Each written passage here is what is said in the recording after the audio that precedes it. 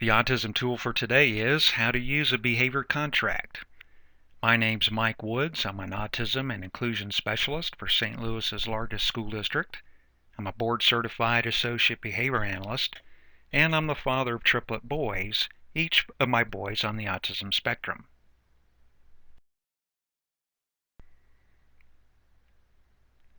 What is a behavior contract?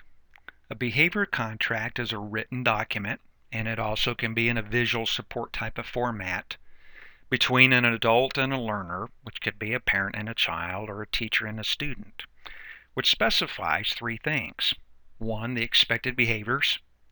Two, the positive consequences that will be earned. An option might be to also include negative consequences if you build those into a behavior contract. And number three, the time frame of the contract. How long is this contract good for? I develop behavior contracts with the students that I work with, and with my own kids, it can encompass a week, they can encompass a day, sometimes they just encompass 15 minutes. And behavior contracts are a practical and creative way for adults to help children of all ages improve various problematic behaviors, such as social behaviors, classroom behaviors, school attendance, and so on.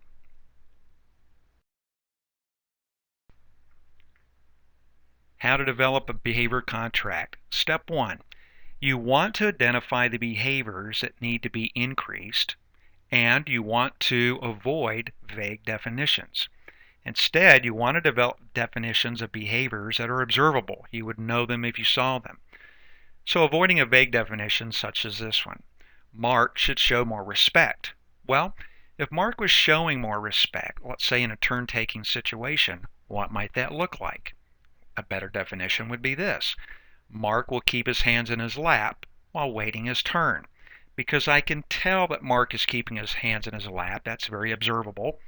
If I was taking data, that would even be very measurable.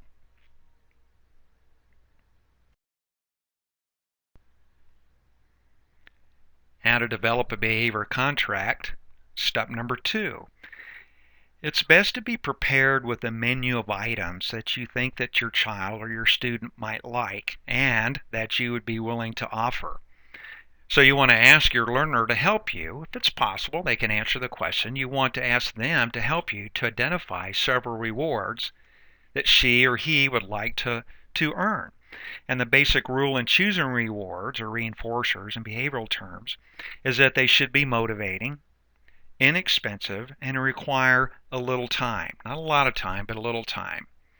I'd also say that the more potential rewards that you identify, the better. And my advice on this would be to probably choose someplace between 5 and 7 rewards. Now, it could be 3 and 5 and 4 or 6 or something like that.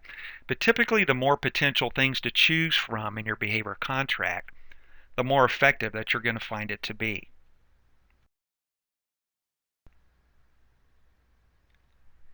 How to develop a behavior contract. Step number 3 is define what the learner must do. Again, this is a description of what your learner, your child, your student must do in order to obtain the reward. And the behavior contract criterion would always include, again, the behavior.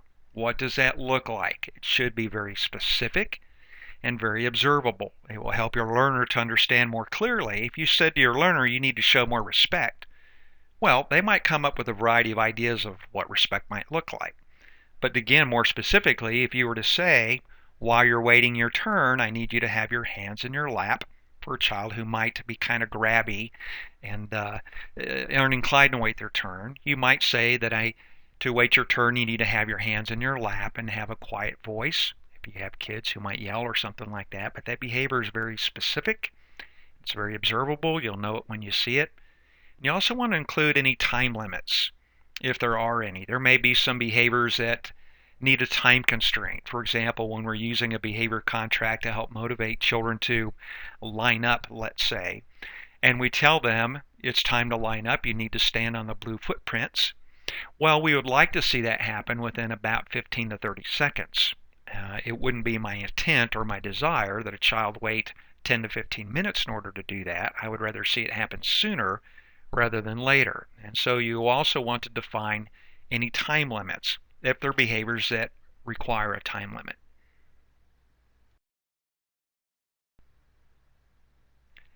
How to develop a behavior contract. Step number 4 is identify a bonus. Now this is an optional step. You can use a bonus to encourage a learner to meet a criterion in the least amount of time. In other words, you use a bonus to encourage a learner to meet the criterion that you identified and shared with him or her in step 3. Sometimes a bonus may not be needed. This is why this part is optional. If you find that it's not working as well as you'd like it to, then perhaps consider adding a bonus. And a bonus would be that if they do the behavior within a specified amount of time, perhaps they earn more minutes towards a particular activity. If it's another reward that they chose, maybe it's a greater amount of that reward. But this particular step is one.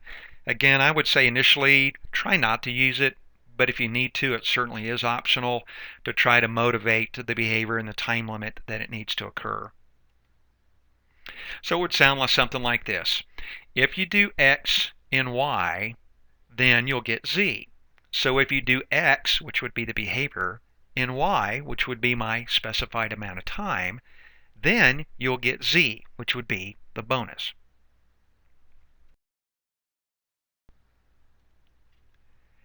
How to develop a behavior contract. Step number 5 is to explain the behavior contract to your learner. It's important at this point that you would use the appropriate level and amount of language necessary for your learner. For example, for a middle schooler, I might be able to explain the behavior contract in more detail and using more language than I would for a kindergartner. It might also be necessary that I use visual supports. I might need to develop visual supports or to communicate the concept of a behavior contract, or perhaps just write the behavior contract itself. I shouldn't say write, but put it in a picture format, one that could help communicate more clearly what it is that you're trying to communicate behind the use of a behavior contract. And certainly visual supports can be used in order to do this.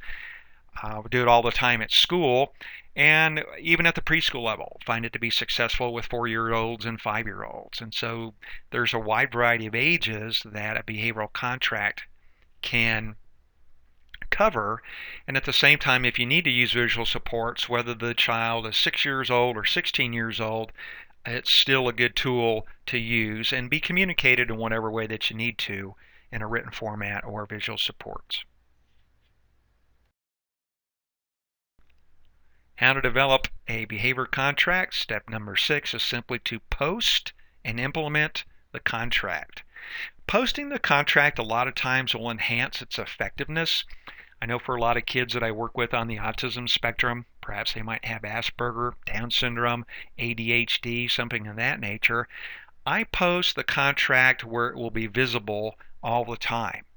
And what that allows the student to do, the child to do, is to visually reference that contract, which serves as a mental reminder, oh, that's right, here's what I'm supposed to do. And by doing that, I'll obtain a very specific reward of my choice.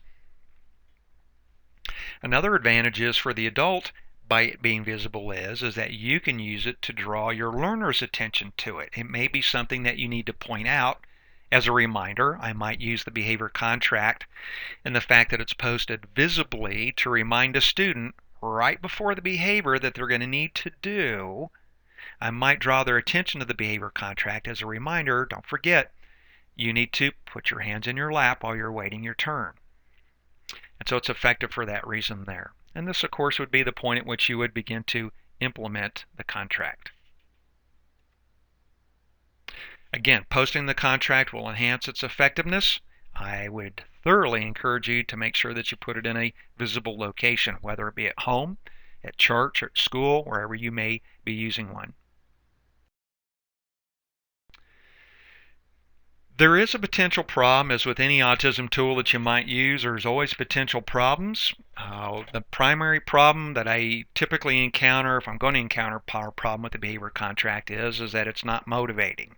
And what I mean by that is that the student is not a willing participant in the use of a behavior contract, and it's very observable. If a student starts out working hard but loses motivation, You want to check to make sure that the rewards are occurring consistently, frequently, and that they're meaningful to your learner. Similarly, if a student starts out excited but becomes frustrated, you might want to take a look at the criterion that you set or the behavior that they have to engage in, because it might be that the behavior's been set too high. It's a behavior that's barely within their repertoire. If it's a behavior that's not within their repertoire at all, well, they're not going to be able to do it. And if they can't do it, they can't earn that reward. And at that point, the behavior contract is going to fall face flat. So I would take a look at these two factors. Again, one, ensure that the rewards occur consistently, frequently, and that are meaningful to your learner.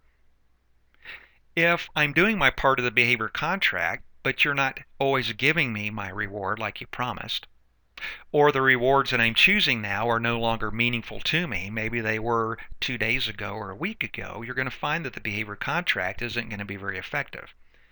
The other item, again, is to examine the criterion and make sure that it's not set too high, that the behaviors at this point are beyond the ability of your learner, because if that's the case, they're not going to be able to do the behaviors that will obtain the rewards. And again, you'll find that the behavior contract will not be a useful tool at this point. If you'd like to get some more information on this topic or some other topics, please go to my website, www.makingroom, that's one word, www.makingroom.net.